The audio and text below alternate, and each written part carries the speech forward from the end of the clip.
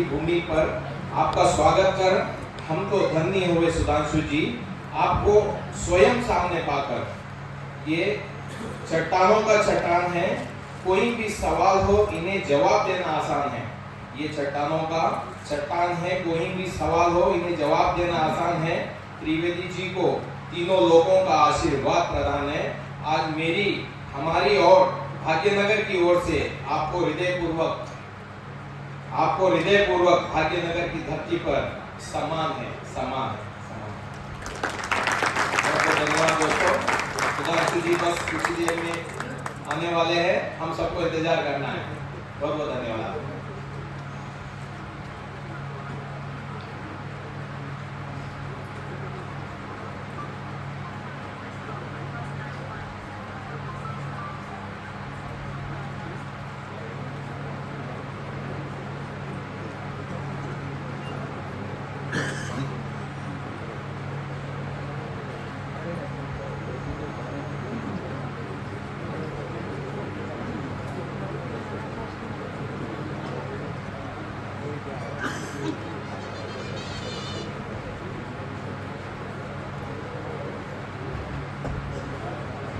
आज का ये जो सम्मेलन है ये दिवाली का स्नेह मिलन है।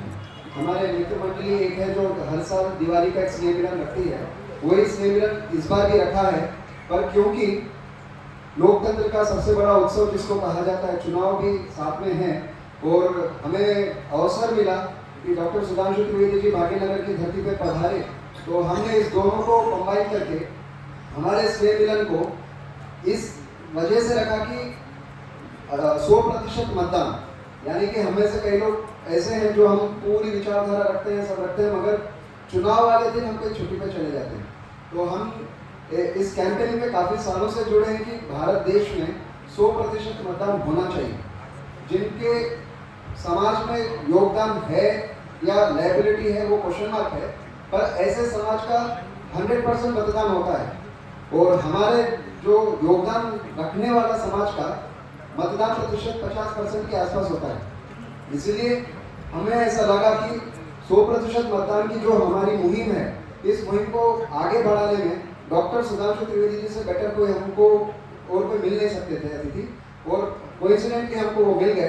तो इसलिए हमने इस कार्यक्रम की रूपरेखा इस प्रकार रखी कि दिवाली स्नेह मिलन को हम एक लोकतंत्र को मजबूत बना सके, ऐसे कार्यक्रम में वो सिद्ध हो सके, उसके लिए हमने इस कार्यक्रम को रखा है। अभी आपसे विनती है कि 5-7 मिनट में सुधांशु जी यहाँ पहुँचने वाले हैं, तब तक आप थोड़ा सा संयम बना रखें और जैसे वो आएंगे तो तुरंत कार्यक्रम शुरू होगा।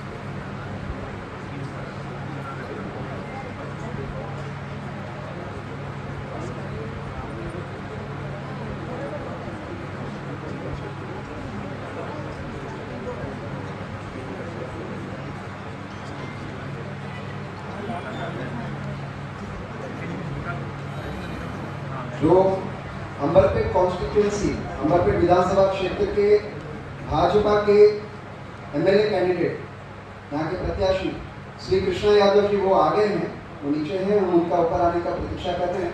वो भी हमारे बीच में आए, हम उनका भी स्वागत करेंगे। दोनों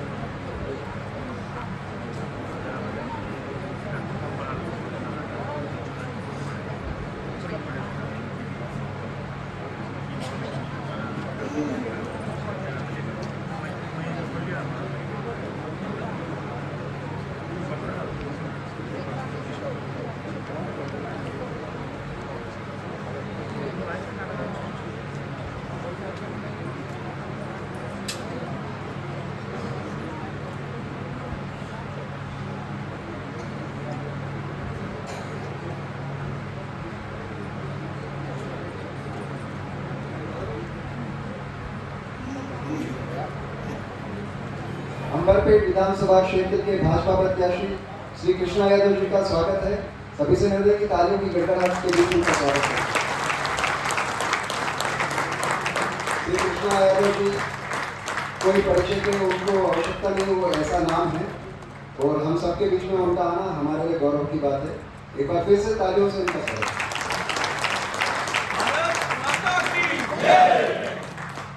कृष्णा यादव जी से निवेदन है मंच पर आकर मंच की शोभा बढ़ाएं।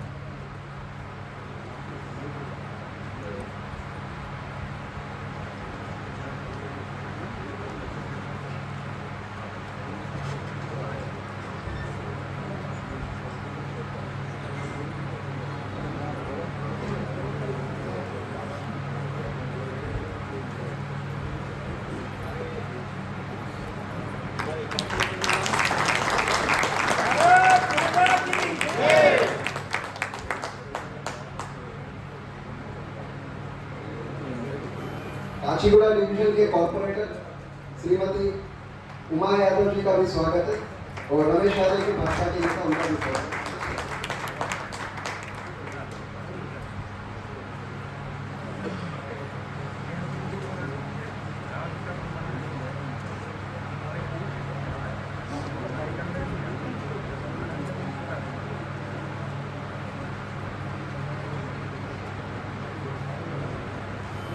चुनाव का जो दिन है उसको हम छुट्टी मान लेते हैं।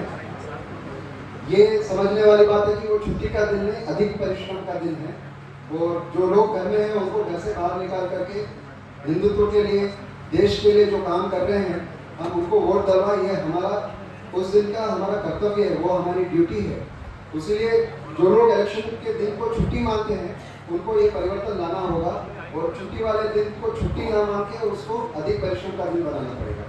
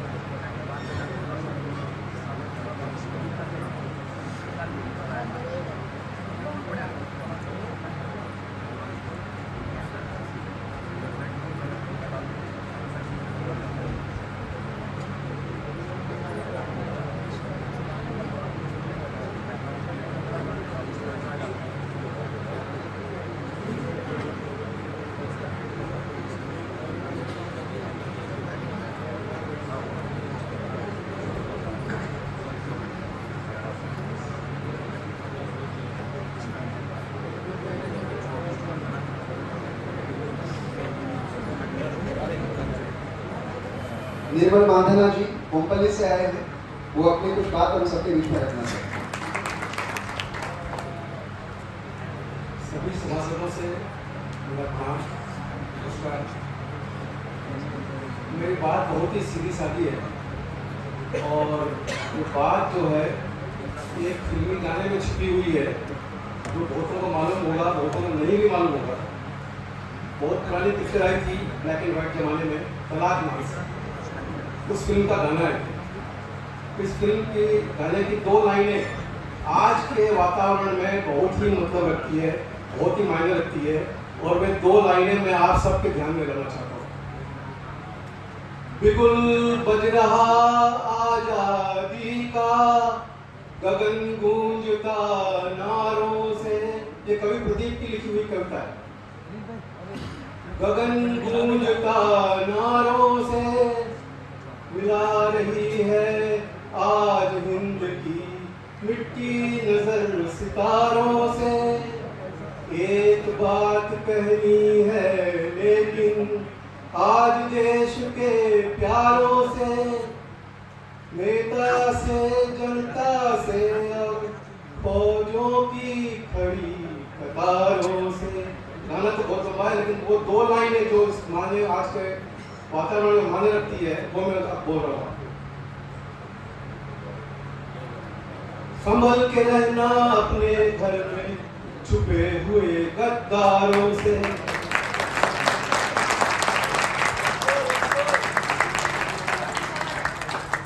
संभल के रहना अपने घर में छुपे हुए गद्दारों से। सारी पत्ती जल जाती है मुट्ठी भर अंगारों से। संभल के रहना अपने घर में छुपे हुए गद्दारों से। मेरी प्रार्थना है आप सबसे कि आप लोगों को जब भी मौका मिले, यूट्यूब पे गाना है, ये गाना पूरा सुनिए। इसकी एक एक लाइन तलाक पिक्चर का गाना है और एक एक लाइन इसकी आज बहुत सार्थक है। सबको ये गाना सुनना चाहिए। 15 अगस्त आता है, 26 जनवरी आती है, हम लोग मोहल्ले में चारों तरफ माइक के ऊपर गाने बजते हैं, तरह तरह के गाने बजते हैं देशभक्ति के। ये गाना नहीं बजता, ये लोगों को याद नहीं है। इस गाने की एक एक लाइन आज सार्थक है।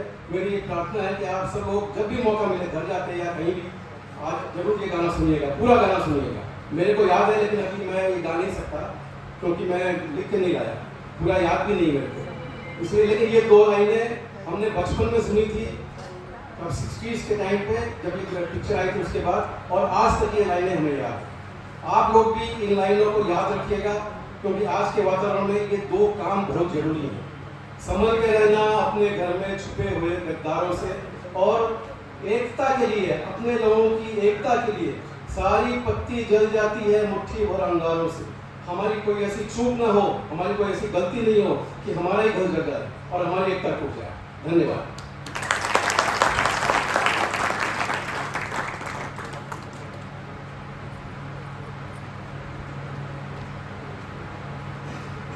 जय श्री राम। दोनों का एक थोड़ा प्रबंध में विधि है। कोई एक आदमी और अपने विचार व्यक्त करने के लिए यहाँ पे टाइम है अपने पास। अगर कोई एक और आदमी आके कोई आ सकता है तो एक आदमी के लिए चेतनदारी जी आइए सर।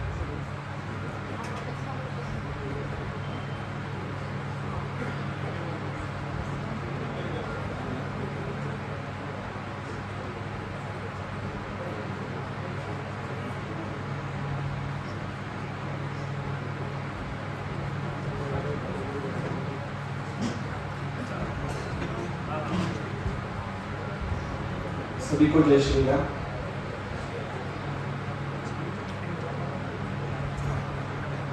आज भारत देश का अगर हम स्थिति देखते हैं तो हम सभी को पता है कि किस प्रकार की शक्तियां पूरे भारत देश को और देश का जो आत्मा होती है, देश की जो प्राण है, जो धर्म है, उस सनातन हिंदू धर्म को नाश करने का जो प्रयास आज जो शुरू है, इस सनातन धर्म को अगर हमें बचानी है, जो पूरा विश्व के लिए और पूरा मानव जाति के लिए जो शांति या उनकी जो मानवता का जो मुख्य उद्देश्य जो होती है मोक्ष प्राप्ति की, अगर उस प्रकार की जो वातावरण या राम राज्य की अनुभूति देने वाला हिंदू राष्ट्र का अगर हमें स्थापना करनी है, तो उसके लिए प्रयत्न करने वाले नायक जो रहते हैं, जो लीडर्स है, उनको चुन के लाना अत्यंत आवश्यक है। आज उत्तर प्रदेश में बहुत ही संतोषजनक एक ऐसी स्थिति निर्माण हुई है। उधर योगी आदित्यनाथ जी ने एक बहुत ही अच्छा निर्णय उन्होंने जो लिया है, वो पूरा हलाल जिहाद के अगेंस्ट में उन्होंने एक स्टेप उधर लिए है, बहुत ही सराहनीय है।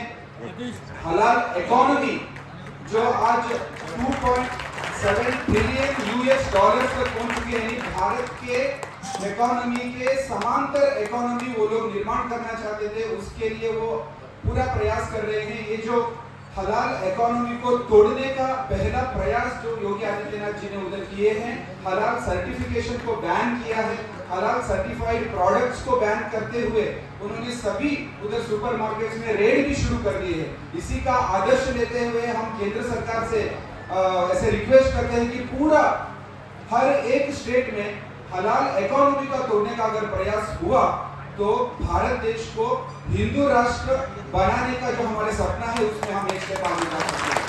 क्योंकि आज हम जो जमात उलेमा हिंद करके जो प्राइवेट इस्लामिक ऑर्गेनाइजेशन जो सर्टिफिकेशन जो दे रहा है वो इलीगल है भारत देश में या पूरा वर्ल्ड में। ये जो 5 इस्लामिक संगठन जो आज भारत देश में जो इलीगल सर्टिफिकेशन दे रहे हैं, हर एक प्रोडक्ट के लिए 60,000 रुपया दे रहे हैं, उसके ऊपर वापस हर साल के लिए वो रिन्यू होना चाहिए।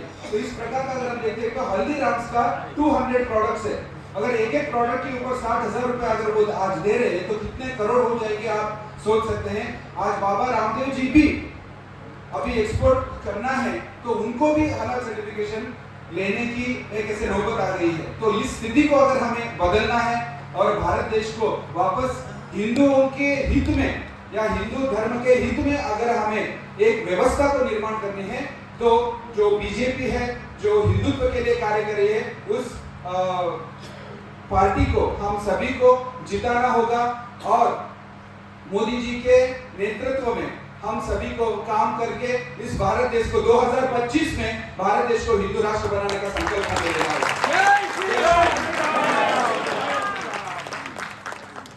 मुझे इस बात रखने के लिए जो अवसर दिया, मैं मंच में आसीन सभी नायकों को और सभी को मैं धन्यवाद प्रकट करता हूँ। जय श्री राम।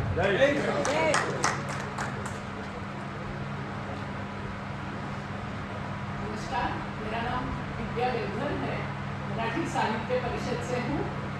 आज अभी जो माहौल के बारे में आपने बताया और हम सब समझ रहे हैं कि हिंदू का संगठन होना आवश्यक है, लेकिन ये जो लड़ाई है वो आज से भी कठिन परिस्थिति में 1952 से शुरू हुई है भारतीय जनसंघ से।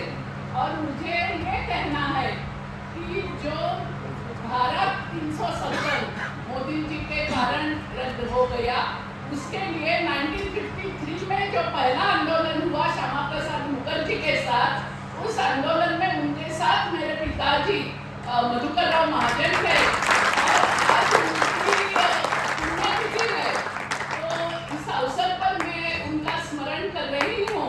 और बम्बई के वो पहले कैंडिडेट रहे 1957 में। मैं इसलिए ये बता रही हूँ कि 370 की जैसी बात हमने हासिल की है, वैसी ही समान नागरिक कायदा, इक्वल सिविल कोड, यह बात कल कॉन्स्टिट्यूशन डे है। कॉन्स्टिट्यूशन की जो 15 महिलाएं थी, उनमें से जो हंसा मेहता जी थी, उन्होंने कॉन्स्टिट्यूशन में बार बार बताया था कि there should be equal civil code, समान नागरिक कायदा होना चाहिए। तो कॉन्स्टिट्यूशन डे के इस अवसर पर हम ये महिलाओं की भी याद रखनी चाहिए और हमें बहुत एक प्रयत्न होने चल रहे हैं, जैसे सेंटर में वैसे आपस में भी संगठित रहकर ये यूनिफॉर्म सिविल कोड हो। इसलिए हम प्रयत्न करें तो ही कॉन्स्टिट्यूशन मेकिंग का जो दिवस हम संविधान दिन मना रहे हैं, उसको हमारे प्रति एक आदर भाव व्यक्त होगा। धन्यवाद।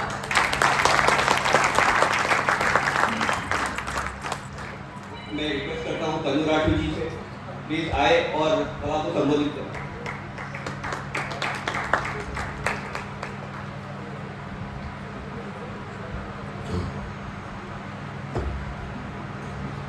जय श्री राम। बहुत नीरसता से आवाज आई। जय श्री राम। देखिए, हमारे भाजपा का एक बहुत सुंदर सा छोटा सा नारा था जो मोदी जी ने दिया था, सबका साथ, सबका विकास, सबका प्रयास और सबका विश्वास। इसमें आज एक और चीज हमने जोड़नी है, सबका पुरुषार्थ। मतलब जब तक हम पुरुषार्थ नहीं करेंगे, और हमारे दिल में तो ये है, जैसे हम लोग आम खास में बात करते हैं, अरे भाई मोदी जी, अमित शाह और योगी जी आना सब संभाल लेंगे, ये सब संभालेगा ना। मतलब वो लोग संभालेंगे तब जब हम उनके साथ मिलकर पुरुषार्थ करेंगे। भाई हम तो चुनाव के दिन आराम से छुट्टी पर जाएंगे जैसे भाई ने बताया है, या हमको ये लगता है कि हमारा एक वोट से कायम हुई, तो आप विश्वास कीजिए वो एक वोट ही हमारा मोदी जी की ताकत है। तो मोदी जी से आप अपेक्षा करते हैं कि हम हिंदू राष्ट्र की तरफ जाएं और हम खुद घर में बैठेंगे, तो क्या ये पॉसिबल होगा? क्या शायद नहीं। इसीलिए हमको अपना पुरुषार्थ करना है। मतलब पांचवा जो सेंटेंस हमने यहाँ पर जोड़ा है कि हमारा पुरुषार्थ, सबका पुरुषार्थ, वो आज से हमको यहाँ पर एक यानी कसम जैसी लेकर जानी है कि हम तो मतदान करेंगे ही, लेकिन साथ में हमारे दोस्त, यार, रिश्तेदार, जितने लोग शायद मिस कर जाते हैं, उनको भी हम प्रेरित करेंगे। हमारी जो युवा पीढ़ी जो पहली बार मतदान करने जा रही है उनको भी हम समझाएंगे कि भाई हम जीवन में जब कभी कोई चीज पहला करते हैं, यानी घर में हम अगर रसोई भी बनाते हैं तो सबसे पहला भोग अपने प्रभु को लगाते हैं। तो जीवन में अगर हम पहली बार मतदान करने जा रहे हैं तो क्या वो मतदान राम मंदिर हेतु नहीं होना चाहिए क्या? अगर वो राम मंदिर हेतु होना चाहिए तो क्या श्री राम जी के श्री चरणों में वो हमारा पहला मतदान नहीं होना चाहिए? डेफिनेटली होना चाहिए। मतलब हमको अपनी युवा पीढ़ी को ये समझाना रहेगा, क्योंकि कुछ एक लोगों को एक तरह का समझ लीजिए कीड़ा होता है सेक्युलरिज्म का, हमको इस कीड़े को निकालना है। ये सेक्युलरिज्म ये सुनने में बहुत अच्छा है, लेकिन हम हिंदू है तो हिंदू ही बनकर रहें और कट्टर हिंदू बनकर रहे। वैसे डॉक्टर सुधांशु त्रिवेदी जी आएंगे जो हमारे राज्यसभा सदस्य है और भाजपा के राष्ट्रीय प्रवक्ता है। आप विश्वास कीजिए हम तो उनको डिबेट वगैरह में देखते ही हैं, लेकिन अपने आप में यूनिवर्सिटी है डॉक्टर सुधांशु जी त्रिवेदी। मतलब चाहे आप आध्यात्मिक क्षेत्र में ले लो उनका ज्ञान, राजनीतिक क्षेत्र में ले लो उनका ज्ञान, इतिहास में ले लो, साहित्य में ले लो या आधुनिक दर्शन में ले लो, यानी आज के समय में सिर्फ भाजपा में नहीं बोल रहा हूं, देश भर में उतना प्रखंड विद्वान प्रवक्ता किसी भी लेवल पर दूसरी जगह नहीं मिलेगा।